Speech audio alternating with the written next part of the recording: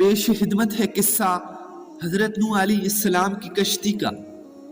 حضرت نوح علیہ السلام کو اللہ تعالیٰ نے 40 برس کی عمر میں نبوت عطا فرمائی۔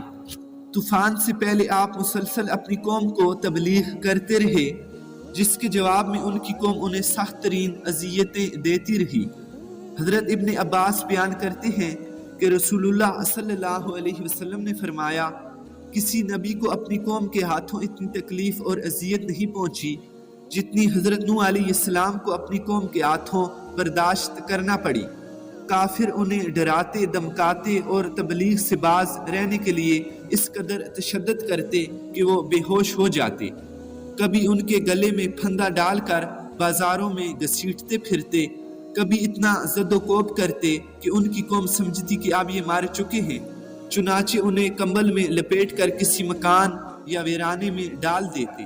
لیکن جب انہیں ہوش آتا تو دوبارہ اپنی قوم کو راہ حق پر بلانے میں مصروف ہو جاتے۔ امام بخاری نے حدیث نقل فرمائی ہے کہ حضور نبی کریم صلی اللہ علیہ وسلم ایک پیغمبر حضرت نوح علیہ السلام کی حکایات بیان فرما رہے تھے کہ ان کی قوم کے لوگوں نے بے پناہ تشدد کر کے انہیں لہو لہان کر دیا۔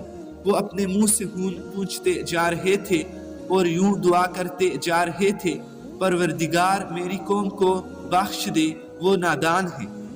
حضرت نوح علیہ السلام مسلسل 950 سال تک اپنی قوم کو دین حق کی دعوت دیتے رہے اور رات کی تنہائیوں میں اپنے رب سے قوم کے لیے دعائیں بھی کرتے رہے، لیکن اس طویل ترین جدوجہد میں ان کے اہل خانہ سمیت صرف 80 افراد ایمان لائے۔ آخر کار وہ لمحہ بھی آ گیا جب آپ نے اپنی قوم سے مایوس ہو کر اپنے رب کے سامنے اپنی دعائیں پیش کی، جسے سورہ نوح کی آیت نمبر 5 سے 20 تک نقل کیا گیا ہے۔ ان گزارشات کے بعد انہوں نے بارگاہ خداوندی میں نہایت رقت آمیز دعا کی۔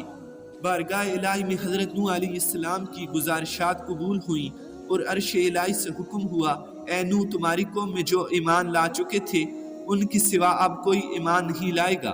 تم جو کام کر رہے ہو ان کی وجہ سے غمگین نہ ہو اور ہمارے حکم سے ہمارے روبرو ایک کشتی بناؤ، اور ان کافروں سے متعلق اب کوئی گفتگو ہم سے نہ کرنا، کیونکہ یہ سب لازمی طور پر غرق کر دیے جائیں گے۔ ابن کثیر نقل کرتے ہیں کہ بعض بزرگوں کے مطابق اللہ تعالیٰ نے حضرت نوح علیہ السلام کو یہ حکم بھی فرمایا کہ فلاں درخت اگاؤ جس کی لکڑی سے تم کشتی بنا سکو گے۔ تو حضرت نوح علیہ السلام نے وہ درخت اگایا اور 100 سال تک اس کا انتظار کیا، پھر اسے کاٹ کر اس کے ہموار تختے بنائے۔ اس کام میں بھی ایک قول کے مطابق 100 سال اور دوسرے قول کے مطابق 400 سال کا عرصہ لگ گیا۔ واللہ عالم۔ محمد بن اسحاق حضرت سوری سے نقل کرتے ہیں کہ وہ لکڑی ساگوان کی تھی، دوسرے قول کے مطابق وہ صنوبر کے درخت کی تھی۔ حضرت ابن عباس بیان کرتے ہیں کہ اس کشتی کی لمبائی 1200 گز اور چوڑائی 600 گز تھی، جبکہ حضرت قتادہ رضی اللہ تعالی عنہ کے بیان کے مطابق کشتی کی لمبائی 300 گز اور چوڑائی 50 گز تھی۔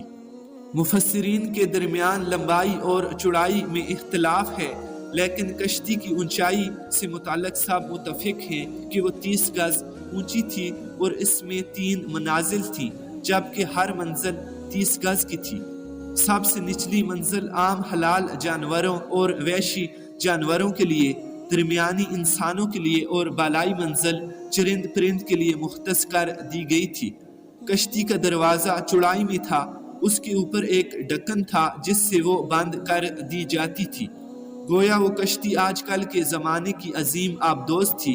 حضرت سوری بیان فرماتے ہیں کہ اللہ تعالیٰ نے حضرت نوح علیہ السلام کو حکم دیا تھا کہ کشتی کے اندرونی و بیرونی حصوں اور نیچے ہر جگہ اچھی طرح تارکول ملا دینا تاکہ پانی اندر نہ آ سکے۔ حضرت نوح علیہ السلام اللہ تعالیٰ کے حکم سے کشتی بنانے میں مصروف ہو گئے۔ قوم کے سردار آپ علیہ السلام کے پاس سے گزرتے تو ہنستے اور مذاق اڑاتے اور یہ کہتے، اے نوح، اس کشتی کو تم کہاں چلاؤ گے؟ کیونکہ یہاں تو دور دور تک پانی کا نام و نشان نہیں ہے۔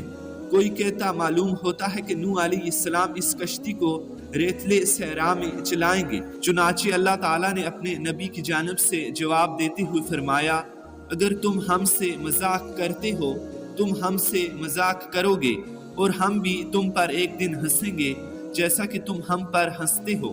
تمہیں بہت جلد معلوم ہو جائے گا کہ عذاب کس پر آتا ہے، اور جس شخص پر بھی عذاب آئے گا وہ اسے ذلیل کر کے رکھ دے گا اور اس پر دائمی عذاب اتر جائے گا۔ کشتی تیار ہو چکی تھی اور پھر ایک دن اللہ تعالیٰ نے حکم دیا کہ اب تم اس کشتی میں ہر قسم کے جانوروں میں سے جوڑے یعنی ایک نر اور ایک مادہ سوار کر لو، اور اپنے گھر کے لوگوں کو بھی سوائے ان کے جن پر پہلے سے بات ہو چکی، اور سب اہل ایمان کو بھی جن کی تعداد بہت کم تھی۔ اللہ تعالیٰ کے حکم کے مطابق حضرت نوح علیہ السلام نے ہر ذی روح مخلوق کا ایک ایک جوڑا کشتی میں رکھ لیا۔ بعض مفسرین لکھتے ہیں کہ کشتی میں نباتات بھی رکھے گئے تھے۔ مورخین لکھتے ہیں کہ اہل ایمان کی کل تعداد مرد اور خواتین ملا کر 80 تھی، جبکہ بعض نے اس سے بھی کم بتلائی ہے۔ ان لوگوں میں حضرت نوح علیہ السلام کے 3 بیٹے جو ایمان لا چکے تھے اور ان کے نام سام، حام اور یافس تھے، اور ان کی بیویاں اور چوتھی یام کی بیوی بھی شامل تھی جسے کنعان بھی کہا گیا ہے۔ وہ کافر تھا اور اسی طوفان میں غرق ہوا، جبکہ اس کی بیوی مسلمان ہونے کی وجہ سے کشتی میں سوار ہو گئی تھی۔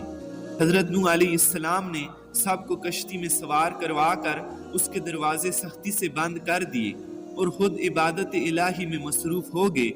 ایک دوسرے مقام پر اللہ تعالیٰ نے فرمایا، اے نوح، جب تم اور تمہارے ساتھی کشتی میں سوار ہو جائیں تم کہو سب تعریف اللہ تعالیٰ ہی کے لیے ہے جس نے ہمیں ظالم لوگوں سے نجات عطا فرمائی، اور کہو کہ اے میرے رب مجھے بابرکت اتارنا اور تو ہی بہتر اتارنے والا ہے۔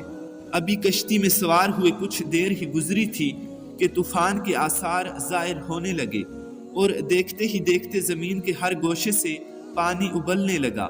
آسمان سے ہونے والی قیامت خیز بارش ہر شے کو بہا لے جانے کے در پر تھی، گویا قیامت کا منظر تھا۔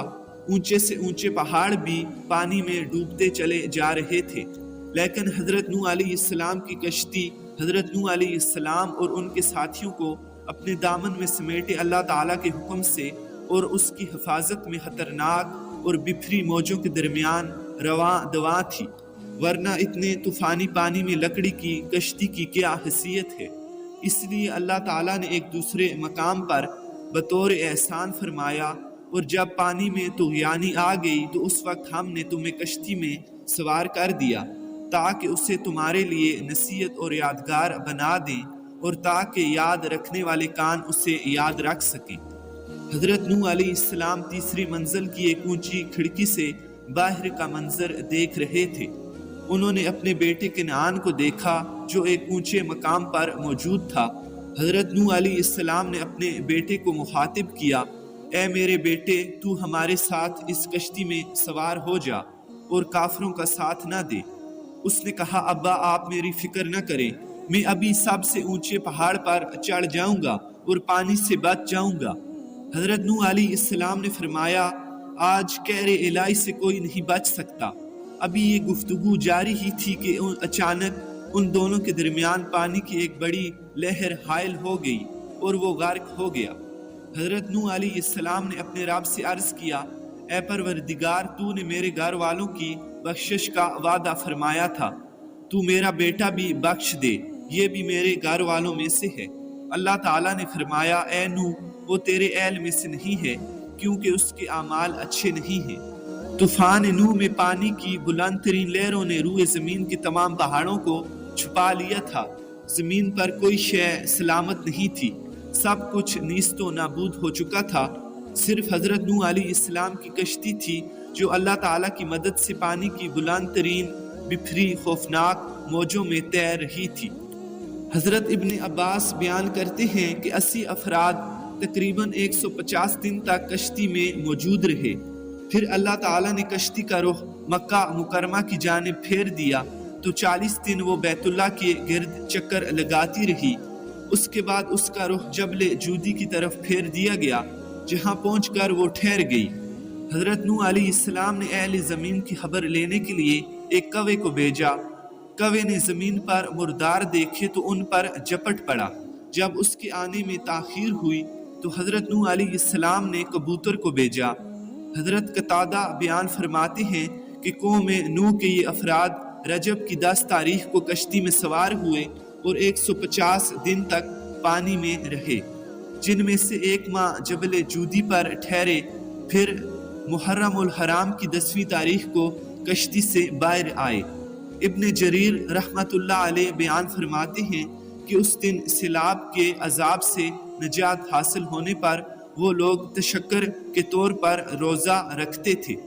محمد بن اسحاق بیان فرماتے ہیں کہ جب اللہ تعالیٰ نے طوفان نوح روکنے کا ارادہ فرمایا تو زمین پر زبردست ہوائیں چلائیں، جس سے پانی رک گیا، چشمے ابلنے بند ہو گئے اور پانی کم ہونا شروع ہو گیا، حتیٰ کہ زمینیں خشک ہو گئیں۔ تو ریت کی روایت کے مطابق کشتی جبل جودی پر رجب کی 10ویں تاریخ کو ٹھہری اور 10ویں مہینے شوال کی 1 تاریخ کو پہاڑوں کی چوٹیاں نمودار ہونا شروع ہو گئیں۔ پھر مزید 40 روز گزر جانے کے بعد حضرت نوح علیہ السلام نے کشتی کی کھڑکی کھولی اور ایک کوے کو یہ جانچنے کے لیے بھیجا کہ جا کر دیکھو اور بتاؤ کہ طوفان نے زمین پر کیسی تباہی مچائی ہے، لیکن کوا واپس نہ آیا کیونکہ وہ مرداروں کا گوشت کھانے میں مصروف ہو گیا۔ پھر حضرت نوح علیہ السلام نے کبوتر کو بھیجا تو وہ کچھ دیر کے بعد واپس آ گیا۔ اس کے پاؤں وغیرہ پر کوئی ایسی علامت نظر نہیں آئی جس سے زمین پر پانی کی موجودگی کا علم ہوتا۔ نوح علیہ السلام نے کھڑکی سے باہر ہاتھ نکال کر کبوتر کو پکڑا اور اندر داخل کر لیا۔ پھر 7 دن گزر جانے کے بعد یہ معلوم کرنے کے لیے کہ زمین کی کیا حالت ہے، آپ علیہ السلام نے کبوتر کو دوبارہ بھیجا۔ کبوتر جب واپس آیا تو اس کے منہ میں زیتون کا پتا تھا۔ اس سے حضرت نوح علیہ السلام کو معلوم ہو گیا کہ اب سطح زمین سے پانی کم ہو گیا ہے۔ پھر 7 دن گزر جانے کے بعد کبوتر کو دوبارہ بھیجا، لیکن اس مرتبہ کبوتر واپس نہیں آیا۔ اس سے حضرت نوح علیہ السلام نے اندازہ لگا لیا کہ سطح زمین ظاہر ہو چکی ہے، یقیناً کبوتر نے بھی کہیں ٹھکانہ تلاش کر لیا ہوگا۔ طوفان کی ابتدا اور کبوتر کو بھیجنے کے درمیان 1 سال مکمل ہو گیا تھا اور دوسرے سال کا پہلا دن بھی گزر گیا تھا، تو سطح زمین کا ظہور شروع ہو گیا، جنگل بھی ظاہر ہو گیا۔ تب حضرت نوح علیہ السلام نے کشتی کا ڈھکن کھول دیا۔ اہل کتاب کے مطابق اللہ تعالیٰ نے حضرت نوح علیہ السلام کو حکم دیا کہ سب کو کشتی سے باہر نکال دو۔ پھر اللہ تعالیٰ نے حضرت نوح علیہ السلام سے وعدہ فرمایا کہ آئندہ کبھی زمین پر ایسا زبردست طوفان نہیں آئے گا۔ حضرت نوح علیہ السلام جودی پہاڑ سے نیچے اترے اور ایک بستی تعمیر کی جس کا نام سمانین رکھا، یعنی 80 افراد کی بستی۔ اسی دوران ایک مرتبہ صبح سو کر اٹھے تو ہر شخص کی زبان بدل چکی تھی، یعنی کل 80 زبانیں وجود میں آ چکی تھیں۔ لوگ ایک دوسری کی زبان نہیں سمجھ پا رہے تھے۔ اس وقت حضرت نوح علیہ السلام سب کی زبانوں کو سمجھتے اور ہر ایک کی ترجمانی فرماتے۔